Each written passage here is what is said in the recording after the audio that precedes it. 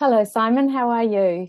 I'm very good, thanks, Kimberly. How are you Good. going? I'm good, thank you. Welcome, and thank you for joining us tonight for our webinar on, what men experience in divorce, isn't it, tonight?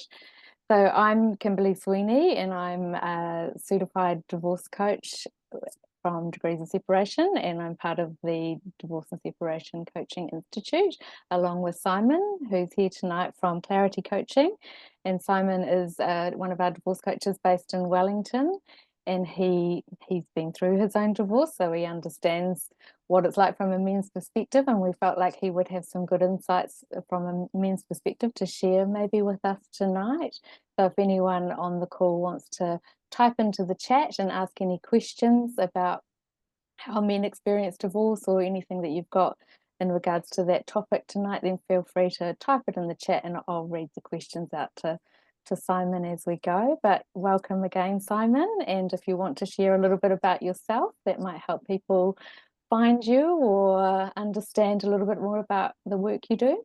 Sure. Well, I'm a divorce coach or a divorce and separation coach based here in Wellington, Clarity Coaching. I have a website, claritycoaching.co.nz, where you can find me, or I'm on LinkedIn as well. Pretty easy to find in there. My background is kind of varied. I guess I started as a lawyer, not in family law, in commercial law, commercial litigation, and did that for a while, and then decided it wasn't for me anymore, and ran a writing business for a while, and then I was kind of at a loose end, and someone had mentioned divorce coaching to me, and I thought, oh, that sounds like something that might be really interesting. And around that time, I was going through my own divorce, didn't really know what a divorce coach was. Um, and through that experience, thought that actually being able to help people was something I really wanted to do. And this seemed like an avenue where I could do that. And everyone I knew seemed to think that I might be quite good at it. My male friends would say, oh, that's a bit strange. And then their partners or wives would go, actually, he's quite empathetic. And I think he might be quite good at that. So I had sort of encouragement. It's interesting, kind of men and Yeah. women's different perspectives on people and things. So here I am, Well done. having done the coaching course in business since late last year. So And your focus is really about a more amicable divorce, isn't it? Like that is your passion, and you prefer that kind of more amicable way of resolving the separation and divorce process and the co-parenting.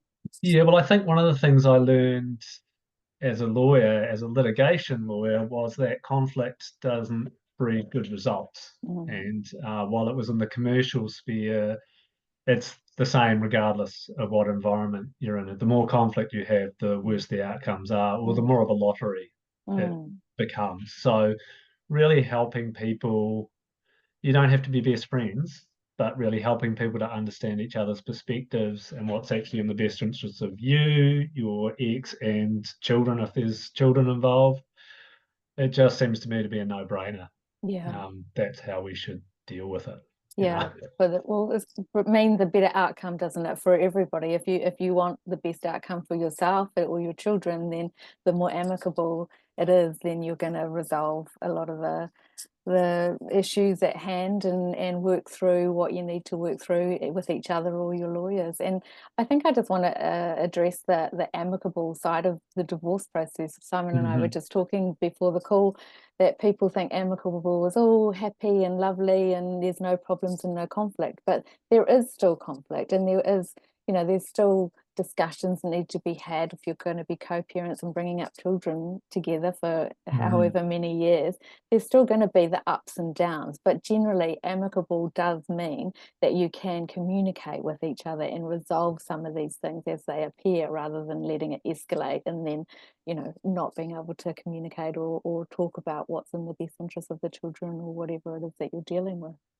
Yeah, absolutely. It's the after the paperwork's all signed off and you've got an ongoing relationship. My kids were about 11 when we separated. I've got twins, boy and a girl.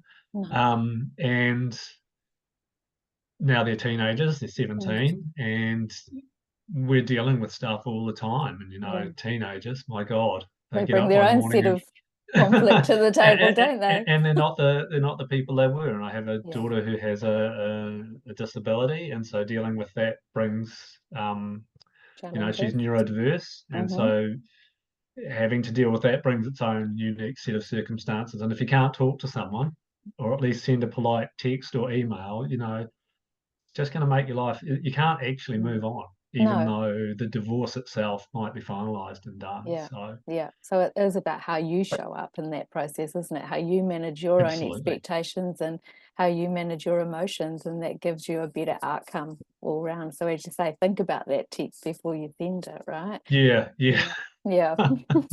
We've all done it. We We've have. all We've done all, and that's, why we all became coaches ourselves, it. because we've learned from our own mistakes and we see how we can do better, and we hopefully can help our clients avoid some of those pitfalls and do better, right? Yeah, yeah. And so one of the questions I've got to kick this off is, what are some of the key negative experiences for men going through divorce, Simon? Yeah, and I think before I answer that, just saying this isn't about divorce is worse for men than it is for women. This is Yeah, about how men perceive divorce and what their responses are, and how that will impact on your ongoing relationship with your ex, or even for men just understanding themselves. Why am I yeah, doing this? Where's this behavior coming from? So I also want to have a shout out to Narit Zuberi, who's done a lot of research in this yeah, area, and she was kind of my first port of call some time ago when I was getting interested in this. And they've kind of identified four key areas: how men experience grief, the negativity of grief when they get a divorce, devaluation of fatherhood. So, mm, what's the value of fatherhood once you become a divorced person?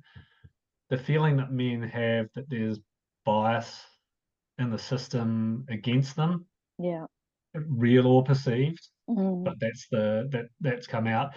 And probably the big one is feelings of powerlessness for mm, men. Um, mm, and they were kind of the four areas that not only her research but other research has identified, and a lot of it comes into, I guess, social stuff about social expectations and stigmas around certain behaviors, and management of emotions. And while it feels like it's a kind of a Kiwi, macho Australian kind of thing, it's actually it's quite universal, mm, a true. lot of this stuff. So it's not restricted to just one culture and about what the expectations of men are, even though within particular cultures those things might um, vary. So those are kind of the, I don't know, what do you call them, the big four. Yeah, And so yeah. being aware of those as a coach then gives us the opportunity to help deal with them.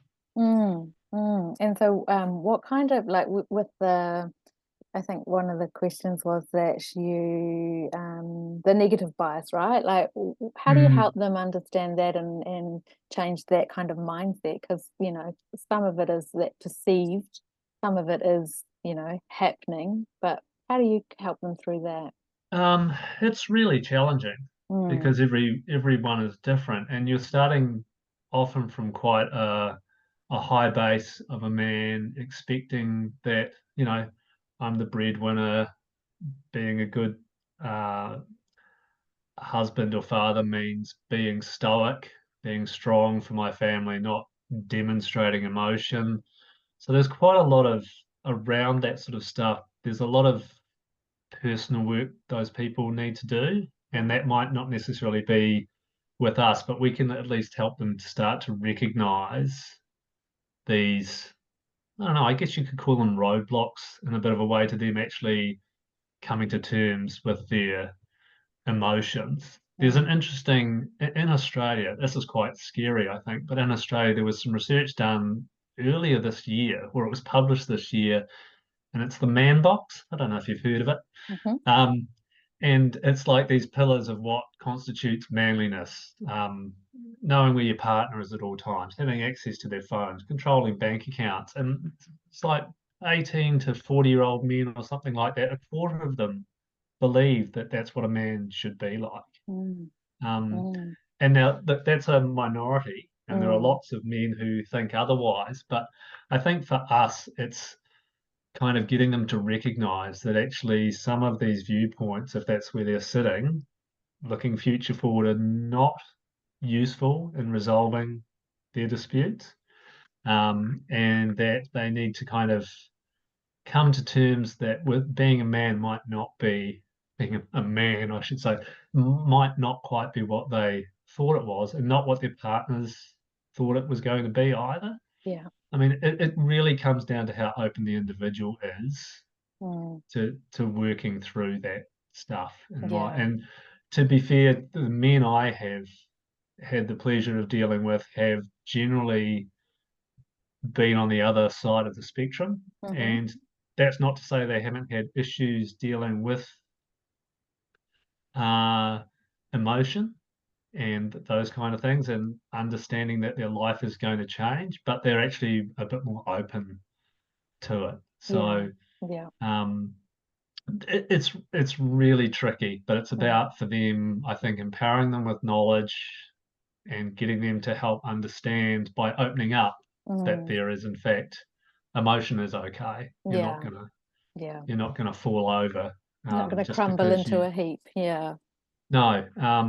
And one of the people I kind of look to in terms of that is Brene Brown, who's Mm, done a huge amount of research on yeah. emotion and stuff. And vulnerability. And Yeah, there is nothing, vulnerability in yeah. particular. Yeah. And like you say, it kind of is a worldwide thing. We always put it down to being a Kiwi thing or an Aussie thing, Mm, but with men and women, it is hard to be vulnerable. But once you learn that that's a growth yeah. phase, like you can just, yeah, take that and run with it, can't you? Just to don't need to let all the emotions out, but just to be vulnerable and say how you feel or how something makes you feel so that the other party can understand a little bit more about what's going on for you. Yeah, and I think it's a time thing for people as well. I was in that earlier in my life, I was in that very same kind of position. That's how we were raised. Yeah, I yeah. was raised in a family where you didn't show emotion. Boys don't cry. Mm, Well, that's not very manly, mm, that kind of thing. And I don't want to disparage my parents, lovely people, loved us as children, but yeah, that's how they were raised. And that's so right.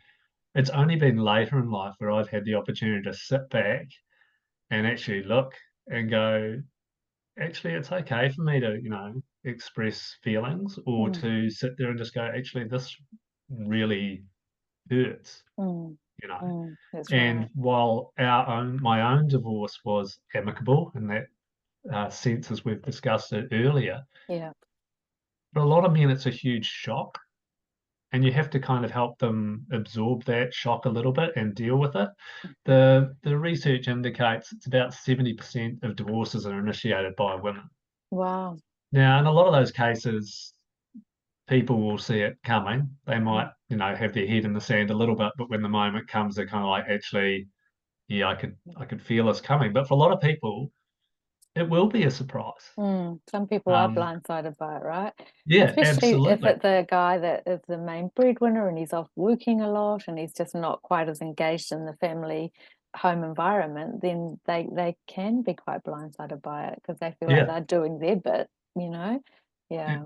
And how do people respond to grief? Well, if you're someone who's been socialized to be a strong person, Hmm. and not show emotional, the response might be anger, it might be shutting down. Yeah. And then that starts to tie into all that. Well, if they're not, you have to grieve a divorce, right? Mm-hmm. Yeah. Regardless of whether you're the initiator or it's mutual, you've still got to go through a grief process. And if you don't, then how can you come out the other side Mm, having learned from the experience with a good outcome? yeah. And Yeah. and men who don't deal with grief, they'll self-medicate, right? Or they'll So self-medicate and they'll be angry, and usually what's behind the anger? It's fear, it's upset, it's grief, right? yeah, So if we want to yeah, avoid going down that path, then we need to look within and deal with our emotions and find a way to deal with the grief. yeah. And Mm, as coaches, we can sit with people in their grief. And I find that really challenging because Yeah. for me, that was a learning Mm. curve for me personally to sit Yeah. with my own grief and with my own emotions. And Mm. so sitting with other people, and sometimes that's all it needs. The Mm. person just needs to sit Yeah. in a consult or in a session and just Mm. have a moment and just go, actually, I'm really angry, Mm. or I just feel really sad all the time. Yeah. And that's a huge breakthrough, right? Mm. It may not seem Absolutely. like much, but that's a big kind of, oh, I've got this feeling. I've been able to put a name on it. I know what it Mhm. is. And then they can start moving forward. How do I process How do I this? move You from know? that? That's right. It's And acknowledging it. Yeah. yeah, and realizing I think at that point that it's not something they have to do alone, Mm. right? Mm. And That's right. so they can see, I can sit with my coach, maybe I can sit with my friends. Maybe I can even sit with my ex in a whatever environment, say, actually, I'm really sad. Mm, this is You how know, I'm feeling. this Because is how I again, feel. it's that vulnerability. We don't want to show our ex that vulnerability and look weak or look like they're affecting us. But actually, if they understand us better, then they might Yeah. change their behavior and how they talk to you or treat you, you know. So dealing with that those feelings, as you Yeah. say, is a really important part. How can it not Mm, affect you? You know, that's and that, right. like you say, the empathy, and then you can go, oh, if I feel like this, maybe they How feel they like feeling? this Yeah. too. And that And what text am I I got doing was, to make them feel that way? yeah, Yeah. and the text they sent's actually just them. That's their anger or sadness, and Mm, I need to mm, maybe not reply today, but reply tomorrow, and maybe mm. ring my coach and go, how do I reply to this in a good way? You Yes. know, Yeah. Yeah. How can I frame um, this one up to get a more positive outcome? So someone's just asked a question, how can I help a male friend who's not dealing with their grief healthily? So probably that's self-medicating or what have you, you know? yeah, that's they really need, I think, from my personal perspective and my own experience, they need to recognize that there's some emotional stuff there that needs to be dealt with. Mm, And then, depending on what level that's at, if it's quite extreme, then maybe they need to go to a psychologist or a relationship counselor, even if it's just them with a relationship counselor. If it's more kind of low level family support, just spending time with a person mm, and, the whole reflecting back, mm, you can almost do nothing wrong. I'm really sad. I hear that you're really sad. It sounds kind of trite, doesn't it? I hear that you're really sad, and that must be a bit shit. mm, mm, mm. Right? Well, that must be Yeah. really terrible what you're going through. Mm, And some people will go, well, of course it's terrible, and that's okay. mm. But that just gives them a little bit of, don't try and problem solve for Yeah. people. They just want their feelings validated so that they're Yeah, heard. Yeah. Yeah. yeah. And And then I think that's, even for the toughest person, mm, that's pretty big if they that's can just say that, and you can just yes. say, actually, just be there with them. Mm, Let's go for a surf. I'll take you for a coffee. Don't mm, say, what can I do? mm. How can I help? You're not there to fix it. Yeah. Because people, when you're not there to fix it, but people don't respond to that Mm, generally, oh, if there's anything I can do, let me know. Well, you never mm, hear from people when you do that. But if you mm. say, hey, look, I just heard you're going through this tough time. Let's go out for a coffee, or do you want to go for a bike ride? Or Yeah. we don't Yeah. have to talk. We can just hang out. Yeah. Yeah. Yeah. Good So idea. Yeah. yeah, Mm, that's and true. it's really hard to watch people in pain. Mm, So, And, but and and people we tend have to to be able want to to see. run, but Yeah, actually somebody needs to sit with them, don't yeah, they? And just yeah, help them through it. And if you're not the person to be that person for them, then point them in the right direction, you know, as you say, a yeah, counselor or a grief counselor or a psychologist or something if they're really quite deep in yeah. that We grief. don't have one person in our life who can be the every person, No, right? We have no, different people with different strengths. If I had an emotional thing, I would talk to some people and not others because I know they would yeah, um, be more supportive. But the other thing, I guess, is you can just, that kind of talk allows them to understand that emotions are normal, right? This is yeah, normal. yeah, that's Okay. And right. I think people want to feel Yeah, normal. you're not alone. Well, I don't Mm. like using that word with a neurodiverse child, but you know what, Yeah, that's a sadness, anger, yeah, all yeah, that kind of stuff. yeah, yeah. So someone has said, can you explain more about why men feel worthless as a father after divorce? It isn't the children's fault, so why do men often abandon being a good father or a hands-on father? That is a really good question. And the answer is kind of surprising Mm-hmm. because a lot of men who exit being a hands-on father were actually really hands-on parents before the divorce. And a strange thing happens. There's a couple of things I talked about at the start about the devaluation of fatherhood. So there's a perception, first of all, that mothers are more important than fathers. Now, I'm a really hands-on father, so I would Mm. dispute that, and I Yeah. think most people would, but that's, social norm says that's where we're at. What happens with a lot of dads who are hands-on, particularly if there are custody issues and they get less time with the children, they start to feel, you know, that they're not actually the dad anymore, Mm. that they're more like an uncle or a family friend. And so they feel like a disconnect starts to build with the child, and the children feel that too. And so the relationship actually deteriorates from a point of view that they're just not spending enough time together and maintaining father-child Bonding. relationship. And Mm. what actually happens to a lot of those men is they're just like, I'm just not the dad anymore. And Mm. to decrease their distress, they withdraw. Mm. You know, and you kind of popular culture would always have us believe it's the deadbeat dad wanders down the road and leaves, but more often than not, it's actually dads who are hands on and they can't deal with the emotion of not having full contact with their That kids. daily Um, contact, and eh? and if you're getting week about, or if you're doing 3 days or 4 days or whatever your arrangement is that you've worked out, it's much better if it's more around a 50-50 and the dad still has more hands-on because he's actually performing Mm. his dad role, Mm. you know. Mm. Mm. And in terms of that devaluation, I think all parents appreciate that mums and dads bring different characteristics and they're not necessarily gender aligned. Mm. You Mm. know, one Personality parent might be and slightly more chill and be able to mm. take the tantrums and just go, you step back. And you might Yeah. go, well, actually, he was always quite good, or she was always quite good at just staying that extra bit calm Mm. when everything was falling apart. And, those things are really important moving Mm. forward, that the kids still have that Mm. relationship. And so Yeah. it's kind of sad that these men really love their children, Mm. and because of whatever reasons they start to feel that disconnect. So keeping them involved Yeah. keeps them Engaged as in the active yeah. dads. Yeah. I don't want to. Men feel like they have a lot of pressure to be a lot of things at the Mm. moment, and there's with more women working and some men working less, or men still working, and both parents work and all those kind of things. There has been a bit of a change in the landscape for men that I think a lot of men are still trying to get their heads around. Well, what Mm. is my job here? Yeah.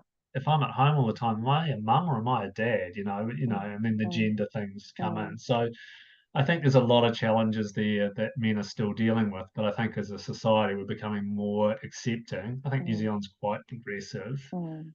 in dads being at home. I've Yeah.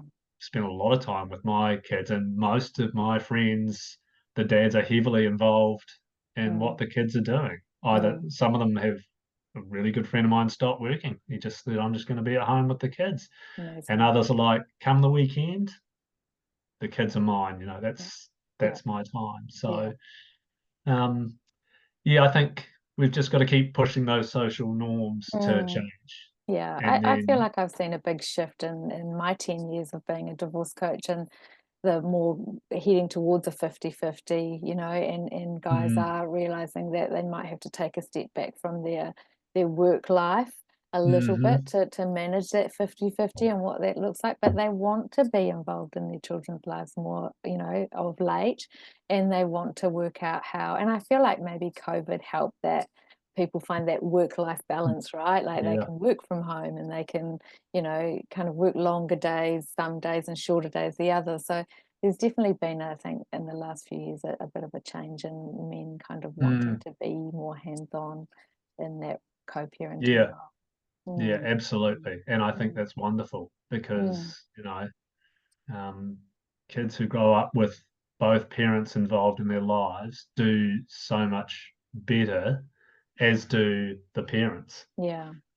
especially the men who lose contact with their children. They have worse psychiatric outcomes. They tend to self-medicate more. They don't take care of themselves. They're more likely to be involved in car. I mean, it's crazy the stuff Mm, that mm, comes out. yeah. And kids, really high percentages of children who are in youth institutions or end up in prison or have mental health issues, like serious mental health issues. Mm, It's sort of 70 to 90% mm, have no active father. mm, So, mm, if you're looking for a reason to keep both parents in the loop, yeah. that alone, Yeah. should be enough. Yeah. Kids need that healthy balance of both parents. If both parents are good for their well-being and their mental health and all of that, then they, as you say, each personality, each parent brings a Mm. different dynamic to their lives that rounds them as the people they are. Mm, Yeah, yeah, yeah, yeah. absolutely. So someone else has said, how can a coach help a man dealing with stress of the separation, and the stress of the work career balance? Well, I think it just becomes a question of helping the person find what their focus is moving forward. How important is it for them to be an active, hands-on dad? And I guess we're really talking here about the fathers who do want to do with it. Mm, And what would that look like for you? That old question, what would that look like for you? How would you make that work? What changes can you make that will allow you to be more involved now that you're going to have the kids every second week? mm, No. mm, mm, Um, and that really then, it's up to the person being coached to make decisions or put some options out there. Well, I could work 4 days a week on the second week, or 3 days a week, or I can work evenings, or the weekend I don't have the kids, I could work the weekend, or there's a mm. myriad of Yeah, possibilities, right? yeah. Or maybe it would be better if we had the kids 3 days then 4 days, Mm, or whatever mm, and that can then start to play into their thinking about everything else, mm, the childcare plan and those other things. How can we make that work? I think also the reality is it's a little bit of self-sacrifice, right? There are some things you're probably going to have to give up. yeah. What are you prepared to give up? Mm, What do you want to keep? What's not negotiable? And I mm, think for a lot of parents, from my own perspective and the other people I've dealt with, is they really love their kids and they're actually prepared to give up yeah, quite a lot. yeah. And I in think order when to- they start to realize that this is not forever, we just need to get our kids to an age, right? And Yeah, they become yeah. independent beings and they start looking after themselves. Oh, So don't they? it's a short term in comparison to, the length of your children's lifetime. But those years are the imperative years to Yeah, bond with them and have that ongoing adult relationship with them. yeah, Hey? absolutely right. And also in terms of like your career and work, stepping back for a few years, women have been doing it for a long time, Yeah, you know, yeah, and that's presented challenges. But I think men can step back too and just yeah. say, actually, I don't need to work 80 hours a week, Mm, mm, or whatever it is, or that they can really be there for their kids. yeah. All of a sudden, my son turned 17, motorbike license, never see him. You know, I'm almost an empty nester because my kids are never here, but Yeah, yeah, they still want their dad, right? yeah. There's still moments where they Yeah, need mum or dad. yeah, Yeah, that's yeah, right. yeah, yeah, You know, exactly. We've got another question. If a father's estrangement goes on for years, is there any coming back from that? That's a curious wow. question. How long's a Huh? piece of string? I Uh, know, right? Yeah, I think um, it's about how you manage the yeah, children's expectations around that one. Hey. yeah, and I think there has to be willingness on the part of both parties. Mm, And I think probably the longer it goes on, the harder it gets. You know, the why did you leave? Why did you stop caring? That gets, because I think sometimes the men won't even know what the answer is to that question.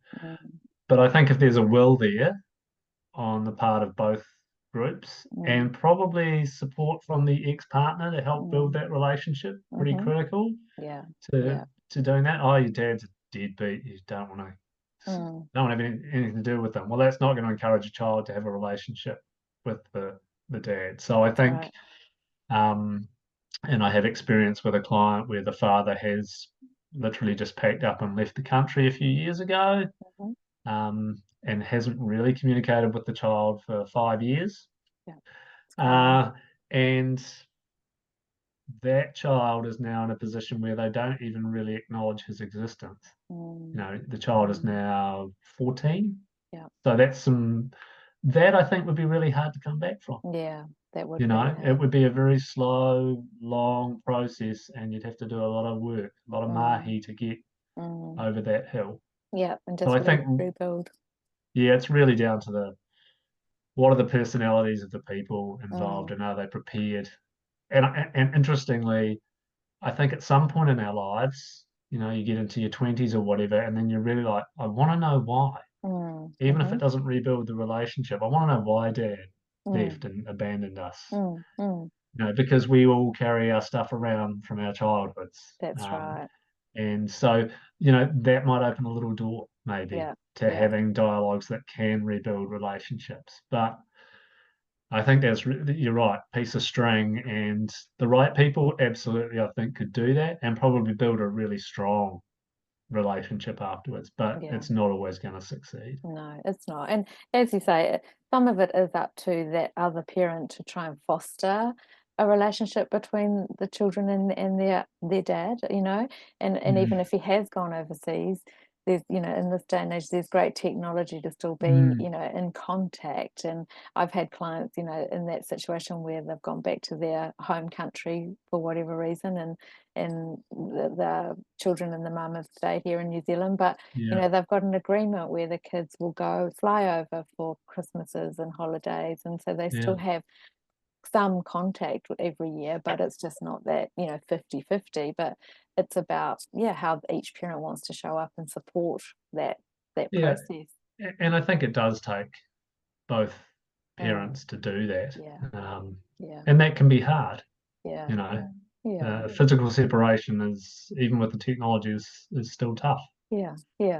Absolutely, for mothers and fathers. Yes, for everybody. Yeah, that's so true. Okay, so somebody else has said, oh, this is a good one. How can a father help their children become part of a blended family? Well, I don't have a blended family, so I can't speak to that personally. I've encountered different approaches. Some people where it's, you know, quite quickly all in blended family and away they go. And others who take more time will introduce a new partner once they're kind of, this is serious, introduce the partner, introduce the kids. My personal belief is it's really just about reassurance that they're not losing their dad to some other family is kind of the primary one that leaps out to me. What's going to happen here, Dad? Are we losing you, or what's going on? And what if we don't like these other people? So I think it has to just be a measured approach of reassurance for the kids. I mean, even without having a blended family, I've always been telling my kids, look, love you no matter what happens between me and your mum. Your mum loves you, I love you. So it's kind of a similar thing to that. Blended families can present challenges. We don't have time to talk through all of them here. That's a whole nother day, isn't it? Probably 10 sessions. I think it's really just making sure that your children are kind of comfortable with how things are progressing, but also not being held to ransom by them. So, you know, and this is a trap we can fall into is, oh, my focus must be my children, and to the exclusion of all else, but that's not particularly healthy. So I think you can say, you know, I am going to date, I am going to have relationships. let's not worry now about what the future holds there. If I meet someone and it's serious, we'll see what happens. And Yeah. look, the age of kids has a big impact, right? Yeah. If you've got a 4-year-old and a 2-year-old, they're not even going to notice. They're just going to No. go to someone's house Yeah. and probably away they go. If you've got teenagers and you're already dealing with teenage stuff, they might really Push back. And explode. So that, there's also if one's got a 2-year-old and a 4-year-old and the other's got teenagers, you've got yeah, blending children of quite different ages. That can yeah, also be challenging, can't it? yeah, It yeah, also is absolutely. about how you introduce a new partner to the children. It starts at the very beginning, doesn't it? So, Yeah, blending families comes with time, but hopefully you've allowed your children time to get used to a new partner before you start living together and blending the family. And also you've talked to the other parent, like their mother or their other parent, mm, about the situation. So you've got them on board and their support to support the children, right? yeah, Because they absolutely. need to know that both of their parents are okay with this new blended family environment. So having the support of the other parent, I think, is also quite important. Yeah, that's absolutely true. And I've had a situation where they didn't work through a process, Mm, and the father got a new partner pretty quickly, bought a house, and the children got their backs up because they thought mum was being replaced. And mm, 3 years later, they still don't like yeah, their stepmother. We'll use that. yeah, I hate that word, but no, the new parent. yeah, And it's not for lack of effort on behalf of their mum, who said, mm, you need to make an effort. It's your dad's partner. mm, mm, Um, it never clicked. And I think time is probably pretty critical. Time and communication, right? yeah, yeah, yeah. And then what you do is a blended family together, right? Like fun Yeah. activities, holidays, things like that, because it can't all be like rigid and serious. Otherwise, the kids aren't going to enjoy coming to that Mm. household. They'll want to stay at the other household. So there has to be this kind of more inviting home environment for them to want to engage in that blended family environment, eh? Yeah, and I think it extends even beyond just blending families. I have a partner now. She doesn't have any children, and so when I talk to her about it, and she's like, "It feels like there's three of you and one of me," Yeah. you know. And we went on a last year. We've been together 5.5 years now. We went on a holiday just before Christmas last year, and afterwards she was like, "That was really great. That was the first time I felt like we were four people, Mm, one group doing things together." And you know so nice. there's complexity even if there aren't Mm, mm. children, Yeah. um Yeah, listening in to working through that. that new partner, listening to their needs and also recognizing Mm, that they have feelings and needs as well, right? And they want to yeah, be probably felt respected by, their partner's children as equally as, the children want to be respected by that new partner. So there's a lot of different dynamics in play and personalities. and as you pointed out, having a good relationship, or the best relationship the new partner can have with the old partner, Mm, because that can be quite a sticking point too. yeah. So I think if you get a new partner, you do need to converse with your ex and keep them in the loop as to what is happening. And also, I think they probably need some reassurance from their ex-husband that, you know, I'm not trying to replace you. You're still Mm, their mum. mm, You still mm, have that role in their life. yeah. This is just going to be a different um, dynamic. And interestingly, my sister has been divorced, and now the kids all feel like they've got four parents Mm, because they're both repartnered and they've managed that part of it really well. yeah. Yeah. Yeah. Tough to Yeah. do, right? Yeah. No matter what, no matter how easy it is, it's still hard work. Yeah, yeah, and it is. It's like a relationship, isn't it? If you don't keep putting the work in, then it's going to fail. So it's the same with a co-parenting and a shared custody Mm, and blended family. It's constant work, and I do know a lot of blended families that have had to go and seek family counselling mm, to blend more easily because there yeah, has been, things that come up with different ages of children and different personalities. So yeah, it's knowing that maybe you can't do it all on your own, but there's different experts out there to help you. Yeah, yeah. And it's not going to be seamless. There are going to be yeah, bumps, yeah, right? yeah, Regardless of your situation. And it yeah, all just comes back to that, good communication, How mm, good can you make your communication to make it work? yeah, yeah. And that's where some coaching can come in play, right? Yeah, We do a lot of communication coaching and conflict management coaching, and it doesn't need to just be with your ex. It can be with your new partner, your children. All of those things come into play, because if we yeah, can kind of get the communication kind of flowing better, and there's less yeah, conflict, then we can find ways to show up and just be vulnerable, talk about how we're feeling, and try and resolve whatever's coming up. yeah. And if people are communicating by email and text, is this Mm, okay? mm, You mm, know? mm. Works for Well, it some, but sounds not like a bit of an angry everybody. rant to me. Maybe we should put some I statements in and get it a little bit more empathetic and focused on what you're really Yeah, after here. yeah, yeah, And that's a exactly. skill that takes time to develop. It does, especially when you feel like your buttons are being pushed and you're getting a bit frustrated. It's hard to kind of just take that step back and stop yourself and just go, actually, I'm just going to sit with this for a while before I respond, so that Yeah, hopefully I can formulate a better response, or my coach can help me with that response, right? yeah, Yeah, yeah. yeah, yeah.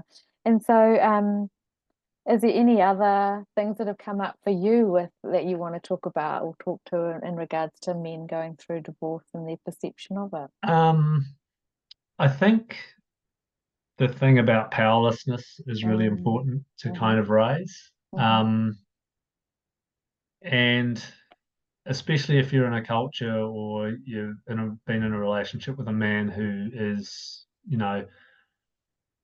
traditional, stereotypical, powerful, stoic, non-emotional person. And look, I'm not saying for 1 second that women should ever give up their position or concede to these men just so they can maintain their power, because some of that power is not healthy and not good, and it should be put in a box. yeah, But in terms of how you might approach a problem that you're having, so nothing springs to mind, but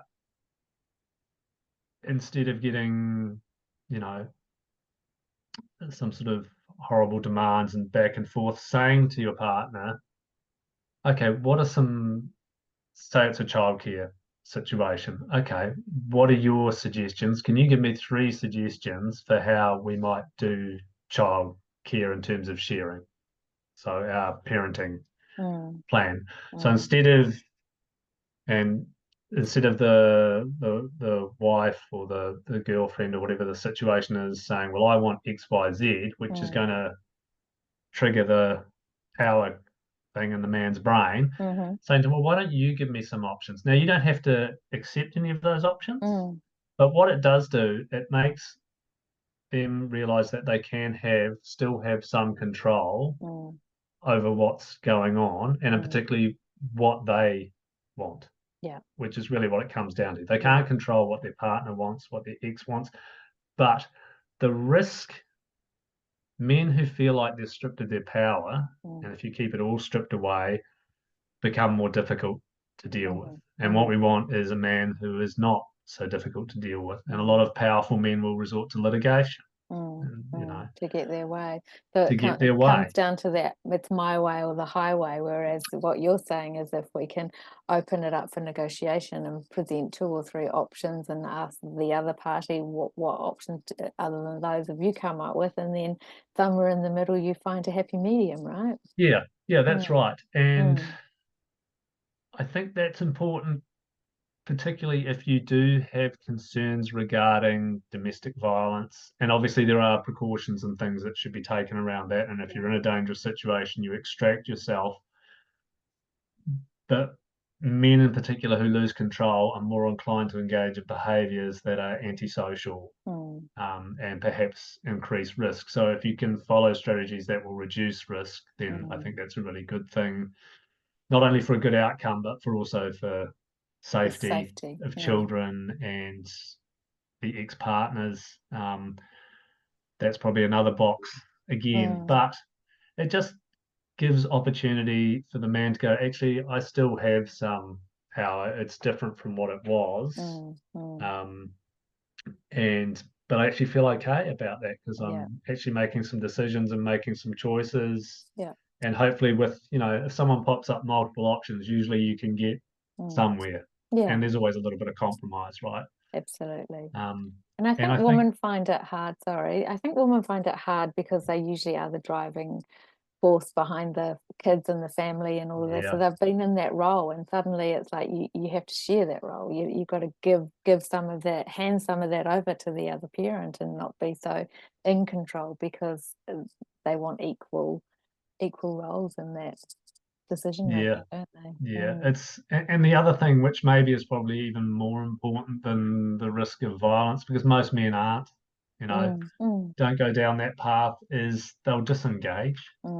just shut down. And that's if you're trying to get some sort of resolution and you can't get any responses, that's a huge source of frustration. Hmm. Hmm. Um, and I think we need to keep both parties as engaged as we can Yeah. in the process. And our duty is to whoever we are coaching, and I Mm, only coach individuals, I don't coach couples. yeah.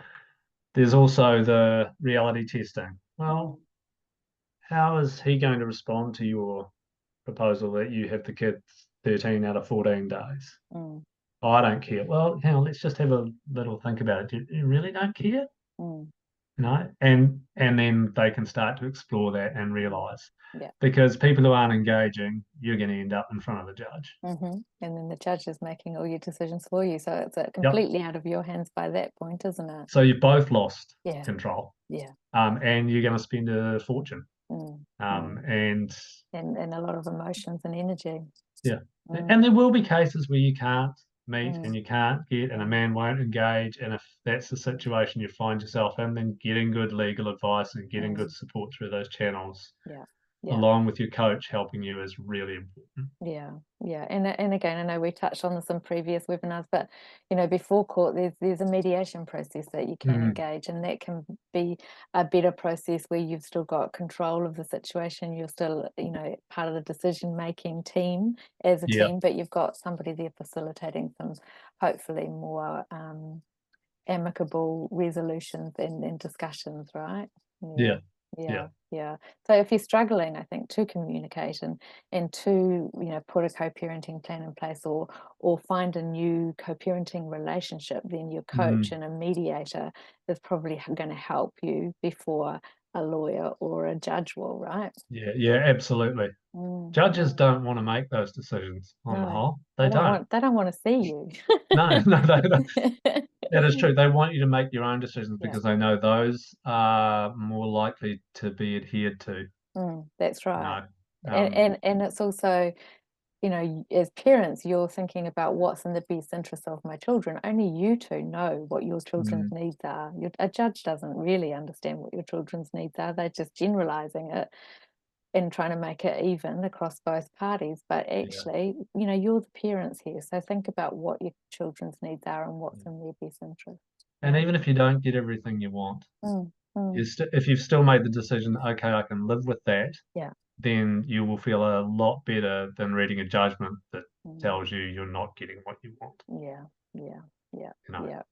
And all that energy that goes into fighting was better spent on raising healthy, great children, right? Yeah, absolutely. Mm, We're kind of raised to tell our kids what to do. Kids are mimics, right?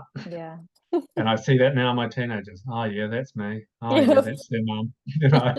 And if we engage in that kind of behavior, then our kids will Yeah, do the same thing. And that's we're right. going, why are you doing this? Yeah, And then you're like, oh, yeah, I know why. yeah.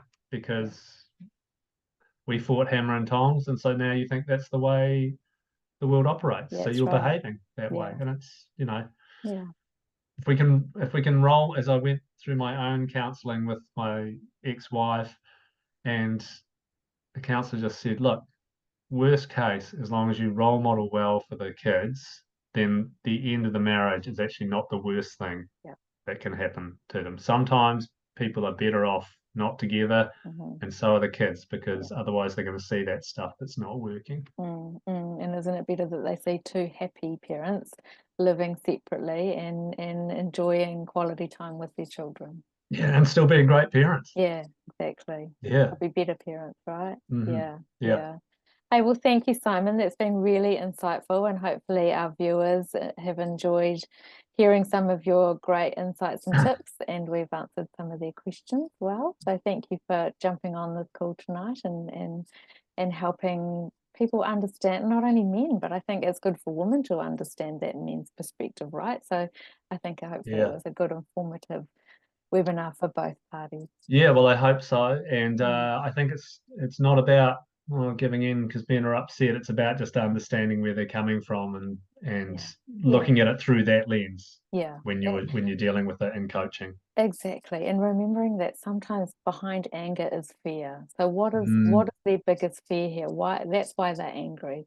So actually when you look at them through that lens instead of the angry lens, what are they afraid of? What is their biggest fear here? And it's often losing their children, right? So if we can lessen their fear, it lessens their anger and everyone's happier. Yeah, absolutely. Yeah. Hey, thank you so much, and I'll let you're you very go welcome. and It's been a enjoy the pleasure. rest of your night. Yeah, thank you, and we'll catch up again soon. Yeah, great. Thanks, Simon. Thanks, everyone. See ya. Bye.